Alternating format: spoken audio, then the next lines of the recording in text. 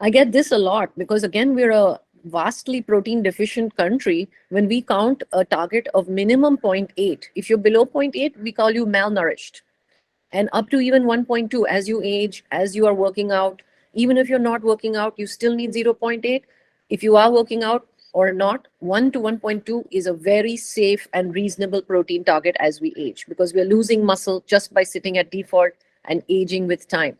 So protein target of 1 to 1.2 gram per kg body weight. So a 60 kg person, minimum requirement to not be called as malnourished would be 48 grams, zero point 0.8 into 60. Ideally 60, like 1 to 1.2, so 60 to 72 grams of protein per day. Now, there are, of course, you can check on the internet how to count protein, but if you're falling short from whole unprocessed food, so our first goal will be get it from whole foods, unprocessed natural foods. Okay, and how to get protein through food is easily searchable on the internet. But then when you're falling short, that's when we might need to talk to you about a supplement. But then people will be like, I'm not too sure about protein powders. People say it affects your kidneys. If it's going to affect your kidneys, that's when you reach 1.6 to 2 grams of protein per kg. When we do our assessments of our clients, we see people sitting at terrible numbers, 0.3 to 0.4 grams of protein per kg body weight. So one egg is 6 grams.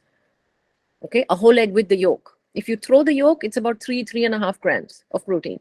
One katori of thin Gujarati dal, like that much, is about 3 grams of protein. If it's a dal fry, like a very thick North Indian dal, or a rajma, like a big bowl of rajma, cooked rajma, 6 to 8 grams of protein in this much rajma.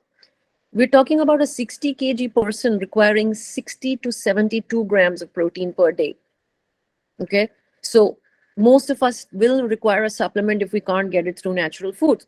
But when they start telling me that they're not too sure about a protein powder, I ask them, then what about all the carbohydrate powders that you've been eating? These are the carbohydrate powders that we eat every day. We don't even question whether it's a jawar powder, millet, any millet flour, ragi powder, bajra powder, wheat powder, chickpea powder, rice powder, almond powder, whole wheat powder. It's not whole grain anymore when you buy a whole grain toast or a whole grain khakra or a whole grain biscuit or a whole grain pasta. There is nothing in there which when you put in your mouth, you actually have to do anything but swallow it. You can just swallow it. It melts in the mouth. Okay. This is carbohydrate powder. So please be careful.